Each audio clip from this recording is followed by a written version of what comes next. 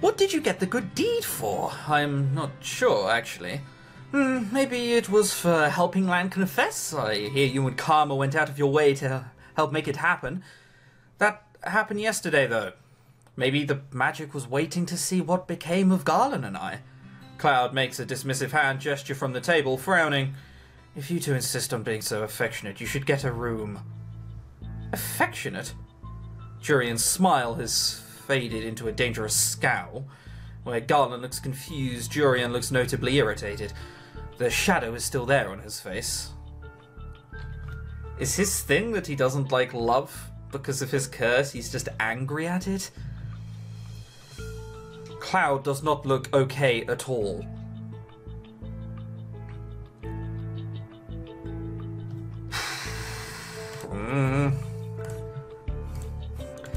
This looks like a bad thing. Okay. Following...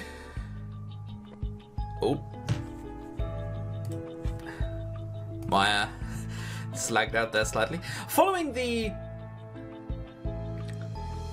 idea behind if you pick the good option, it will generally not work properly.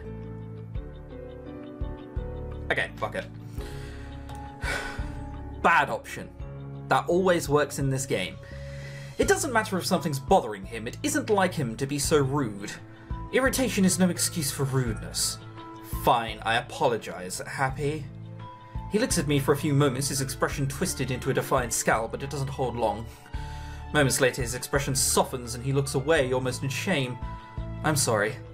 This apology sounds real, but still, why do I feel so disappointed? So this time, the right choice indicator was on this side. Was that flower thing in the top left not the right choice indicator? Oh no. Rip. Silence descends for a few moments before Cloud abruptly stands up from his table. Excuse me. Cloud turns briskly and heads upstairs, leaving me with the two knights. I wonder what's wrong with him. You think we've been running him too thin because of practice? I do not think it's you two. I get the feeling that the Cloud holds himself back from saying what he means sometimes. Sometimes he acts strange, distant, and recently he is getting more and more moody. Princess? I look over at Anise, who is smiling apologetically. Sorry to interrupt, but Mr. Broom is getting kind of restless. Fine. Time to sweep, I suppose. Well, maybe cleaning will help me get my mind off things. The rest of the day goes by slowly and I'm stuck cleaning most of the day and then serving later. At one point I speak with Delora about the knights who had attempted to kidnap me, and she tells me that she and Parfait are meeting later to discuss their suspicions. I still do not understand what the suspicions are, when Sir Alcaster cannot possibly know who I am. My hands are sore by the end of the night, but I still feel like I can practice with a sword. I notice that Jurian and Garland look restless too. Garland eventually leaves for patrol, while Jurian remains at a table looking deep in thought. I do not want to bother her, so I decide to try and find Cloud. I need to go scold him. I go to his room, but I find that the door is locked. Of course it is. I swear the door is always locked. Cloud... Karma, are we training tonight? No answer. My heart sinks. Is he not speaking to me? Did I do something wrong? Hang on, did a few days pass or something?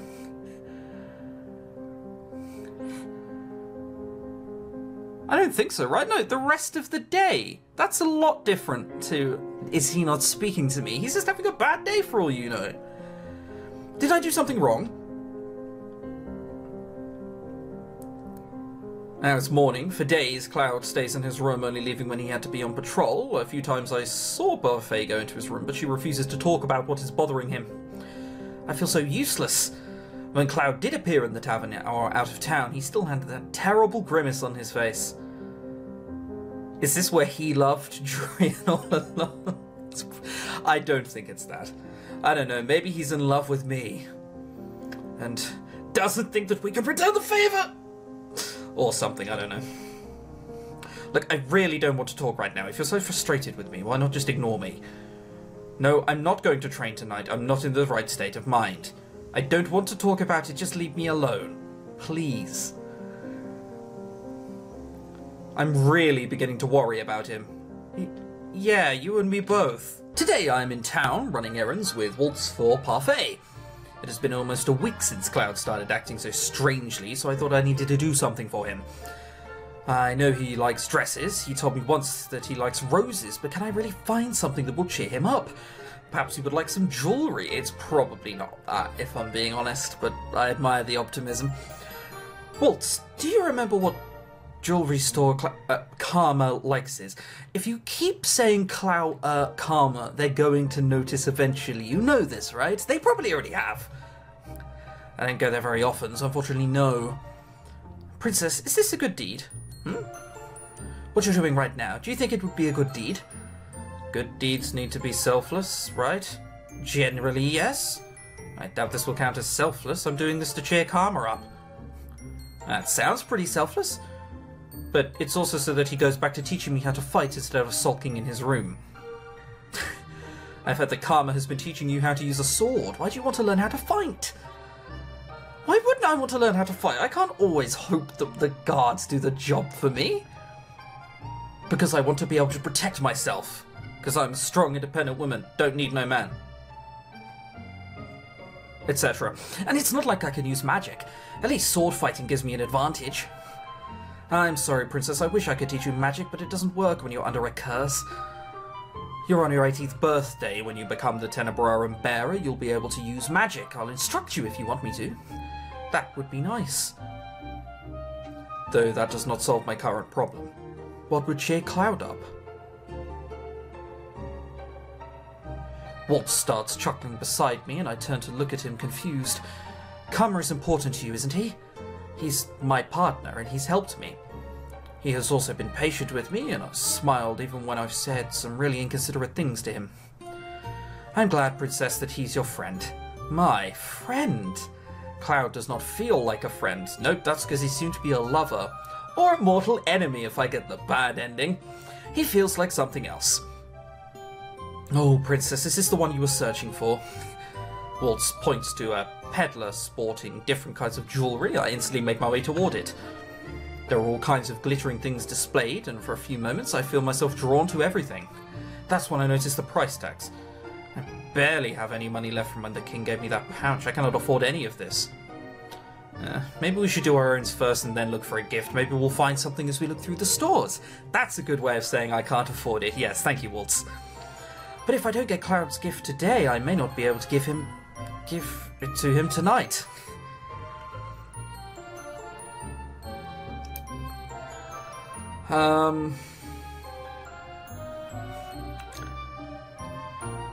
Alright, well there's one very easy way to do this.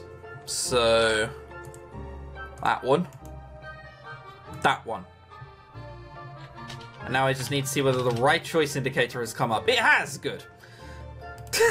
And now I can go back and read it. Now that I know the right choice indicator's there and I remember, it's a good thing. Waltz has a good point. We might find something while we do the errands, and then we can get them out of the way. Besides, it is not right for me to put Cloud above everyone else. We spend a few hours gathering the supplies needed for the tavern, and only then do we start looking again for the Cloud's gift. Princess, I can hold more of those bags for you. It's fine, I'm used to carrying lots of bags. Karma does fuck all. Does Karma make you carry them around? Yes! Yes, indeed. Princess, you should really tell him off. He does a lot of things for me, but next time I think I will. So long as he gets out of his room sometime soon. I really hope he does. I mean, it could just be exhaustion. Let's remember that. Exhaustion makes him say dumb shit. Hey, Princess. But now the problem is finding something that you'll like. What does Cloud like? Princess? There's no reason for you to shout. Walt shakes his head at me, but he's smiling. Let me offer you a deal. A deal? If you help me set up one of my puppet shows, I'll pay you. You earn money from your puppet shows? I get tips, so what do you say? I won't go easy on you, though. Yes, I'll help you. We didn't even get a choice. She just said yes. Okay, sure. Why do you seem so surprised? I was just thinking everyone's right. You really have changed, Princess. I'm doing this for money. Maybe having Karma as a partner really was a good idea. Being partners with Cloud may have changed me for the better, but I doubt I could have done the same for him. I'm sure Karma would be very happy that you were buying him a gift. Receiving gifts from admirers isn't the same as you getting him something. He receives gifts from admirers. For a few moments, I think about the woman who chased us in a town a few weeks ago, and I feel like a little unpleasant stab in my heart. Maybe don't think about that. Small things, a man will treat himself to a dessert every so often. I saw a lot of it when we did errands together. I always make Karma accept those gifts without killing the man. Killing the man. It sounds dramatic, but it does sound like Karma. It does indeed. He punched Rumple when he asked him to marry him. Joke or not, Karma wears his disguise to be convincing, but then gets angry when people fall for it. He still is very much a child. I just don't think he likes talking about love. I think he's genuinely bitter about it. You know how he is, he doesn't like being flirted with. Don't I know? Walt, do you know anything about Karma's curse? His curse? He never really talks about it.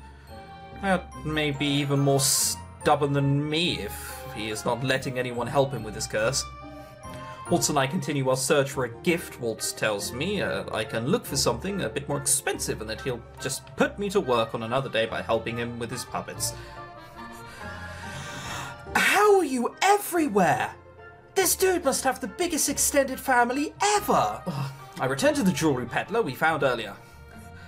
Hello, madam. Sir? What can I help you with today? Do you have any sort of rose-shaped jewellery here? The man refers me to a box full of many different rose-shaped earrings.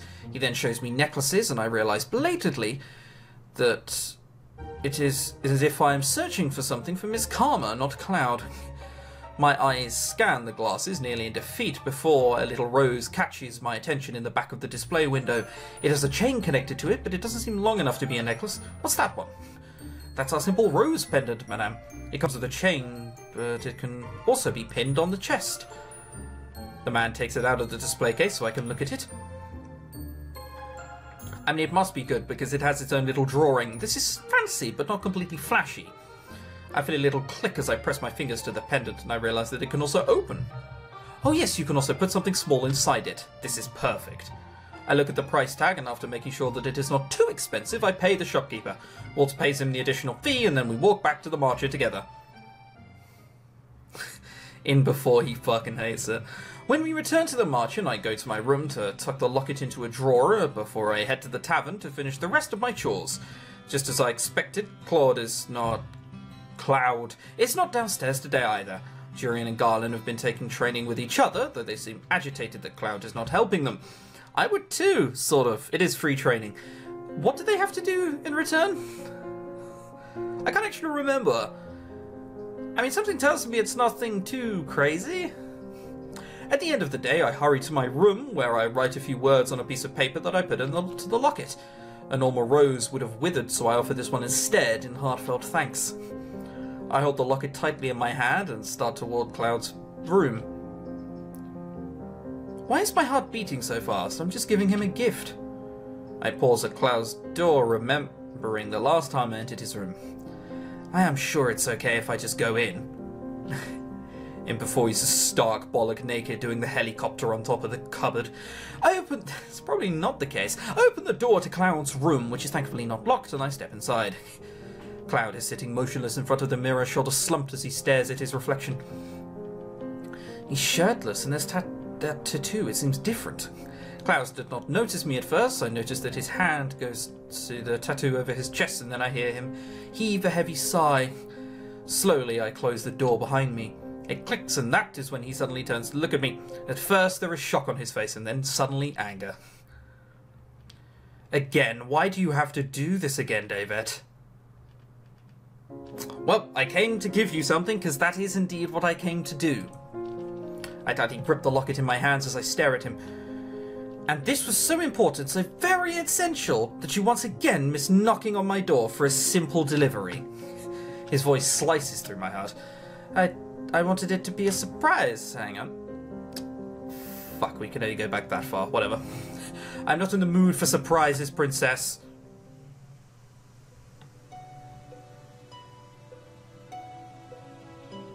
Do you guys ever get the idea that you're in a bad route?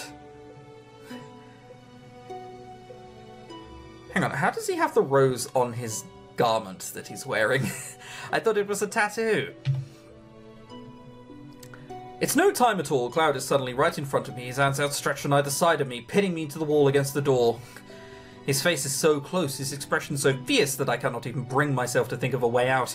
The only thing I can do is stare at him levelly, without getting angry, without crying. I will not show him any weakness. Why? Why aren't you struggling or screaming at me? That's what the Davet that I know would do. Then you do not know me as much as you think you do. And you know nothing about me. I already have a retort prepared when I stopped, realizing that he is right. I barely know anything about him. No, I don't, but I'd like to. Why do you insist on poking your nose in other people's business?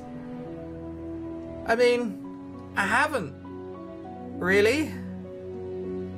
We spend a lot of time together and occasionally you ask. It's you who's being weird about this. We're partners. That's the only reason it has to be. I'm supposed to help you. Why do you keep secrets from me? Help me? His lips quirk, but his smile is sardonic. Cloud, I want to help you. In the silence that descends between us, I find that I cannot help but look at Cloud's tattoo, as the thorns twirling around the rose. It is beautiful, but it also seems lethal. When I glance at Cloud again, he looks crestfallen, his eyes glittering like he might be on the verge of tears. Secrets are secrets for a reason, Princess. You should know that. If I could speak about them, I would.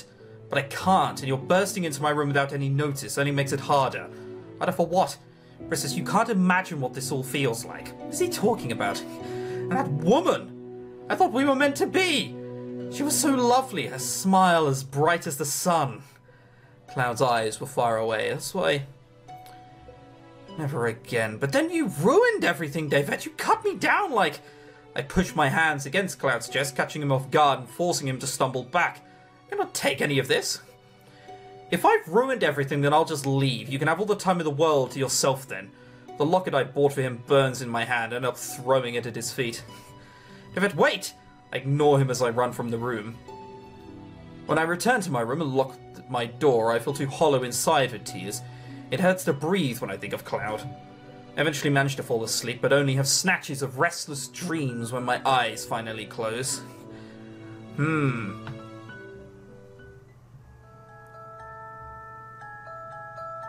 Nothing there quite showed the right choice indicator, did it? It was all sort of a little evil. Right. It's fine, we can just skip until then. I came to speak with you. Hey, there we go. There's the right choice indicator I want. I also wanted to speak to him. I haven't seen Cloud in a while. Because you've been doing everything by yourself lately, you became to complain. I wanted to check on you. Can you not read the mood? You could have at least knocked. Right, we've already seen all of this. Sweet. And it's all the same. There we go. We had to talk as well as give him something. Mother, are you and Father in true love like the fairy tales? I thought I forbid you to speak of fairy tales. Have you been reading them? No, Mother. I overheard someone in the palace talking about them today. Then I shall have to find that person and make sure they know what an appropriate topic of conversation in the palace is. But Mother, the true love in fairy tales sounds so nice. Do you think I can fall in true love with a prince?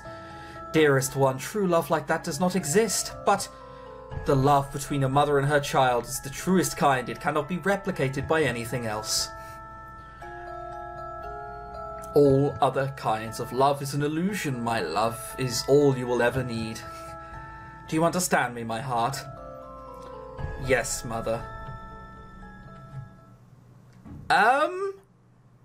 How didn't Davette notice that her mother was a witch? Like, genuine question. At some point you do have to realize. Hang on a minute. She doesn't want me to talk about fairy tales. She doesn't believe in true love. She doesn't want me to talk to anyone but her. I wonder if something could be wrong here.